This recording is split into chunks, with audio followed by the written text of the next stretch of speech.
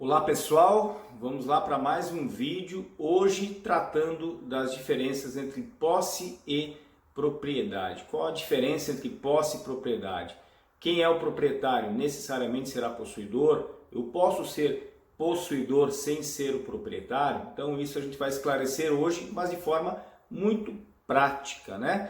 Ligado, claro, um pouco à teoria, mas principalmente prática, para que você possa realmente entender a diferença entre ambas. Antes disso, peço a todos que se inscrevam no canal, está aqui embaixo também as nossas redes sociais, onde semanalmente a gente vem compartilhando conteúdo sobre direito civil e principalmente sobre direito imobiliário. Então vamos lá, na semana passada nós postamos um vídeo sobre ações possessórias no novo Código de Processo Civil. Aí as pessoas me perguntam, tá, mas qual a diferença entre posse e propriedade? Então, para isso que a gente fez esse vídeo, para esclarecer de forma muito simples e muito prática. Primeira coisa que você tem que ter em mente, quando a gente fala em posse e propriedade, eu estou falando de posse e propriedade de bens móveis e imóveis. Nós temos muito aquela impressão de que quando a gente fala em posse, a gente está tratando de bens imóveis apenas, ou em propriedade também, quando na verdade tanto faz, posse e propriedade, elas tratam de bens móveis e imóveis. Esse é o primeiro ponto.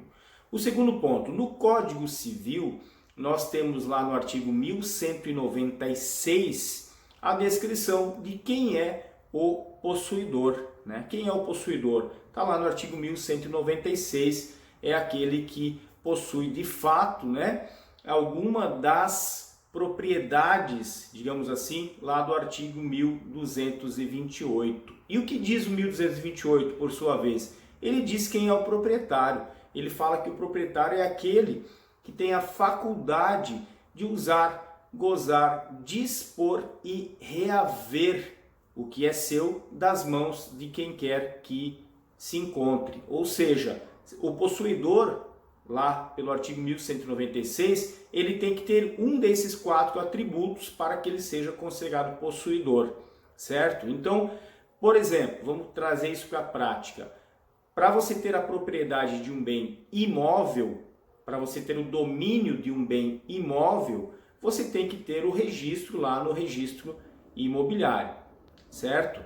Para que você tenha a posse do bem, você tem que ou estar diretamente na posse daquele bem, ou então você tem que ter o direito àquela posse. Vamos levar isso para a prática. Por exemplo, você tem um bem imóvel, você é proprietário de um bem imóvel. Aí você coloca, você é proprietário e você tem também a posse, né? O direito à posse daquele bem. Você é proprietário e possuidor. Aí você resolve alugar aquele imóvel. Então você vai ceder o direito de uso daquele imóvel para o inquilino, para o locatário. A gente chama de inquilino aquele locatário lá da Lei 8.245 de 91, que é a lei do inquilinato, mas também pode ser chamado de locatário, não há problema algum.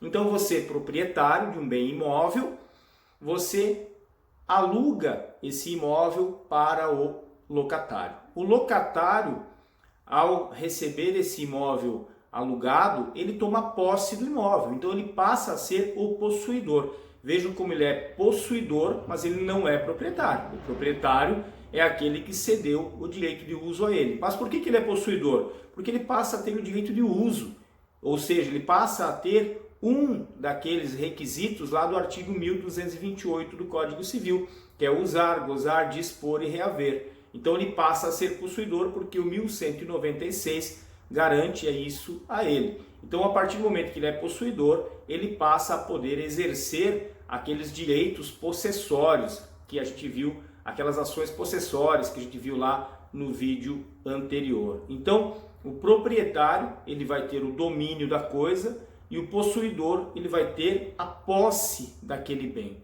Aí tem outra questão. O proprietário deixou de ser possuidor? Não, ele não deixou de ser possuidor. Ele apenas transferiu a posse direta para o locatário, mas ele continua sendo o possuidor porque ele é o proprietário, ele tem o direito àquela posse. Então, ele é o possuidor indireto e o locatário é o possuidor direto. Ambos podem defender a posse daquele bem contra terceiros. E se o locatário fizer uma sublocação daquele imóvel, claro que tem que estar autorizada lá, segundo a lei do inquilinato, a sublocação tem que estar autorizada no contrato de locação. Ok, digamos que esteja.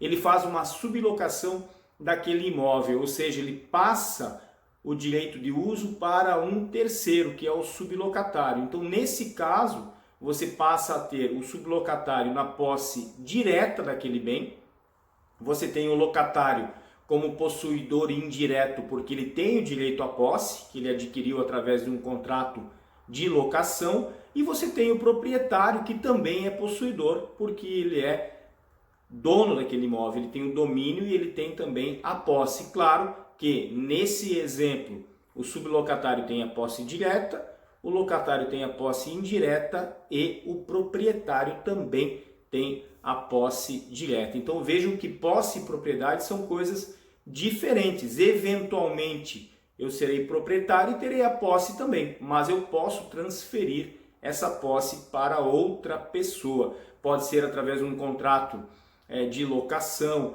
pode ser através de um contrato de comodato, né? Claro que o exemplo que a gente trouxe aqui é para um bem imóvel, mas também vale essas mesmas regras para bens móveis, certo? Então, e o possuidor? Aquele possuidor que tem um terreno, vamos falar assim, de posse, chamado terreno de posse. Ele não tem a propriedade, mas ele é o proprietário, não existe outro proprietário.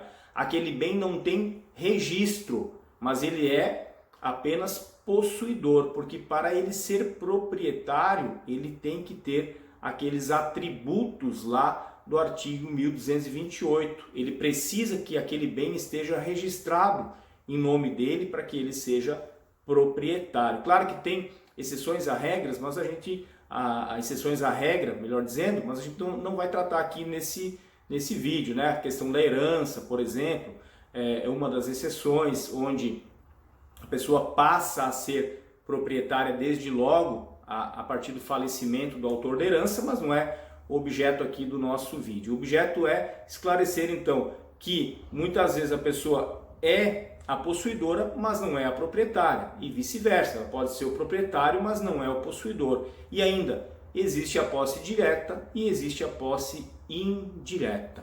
Então, quem for possuidor, seja direto, seja indireto, tem o direito de defender aquela posse contra terceiros, inclusive manejando aquelas ações possessórias que a gente tratou no vídeo anterior.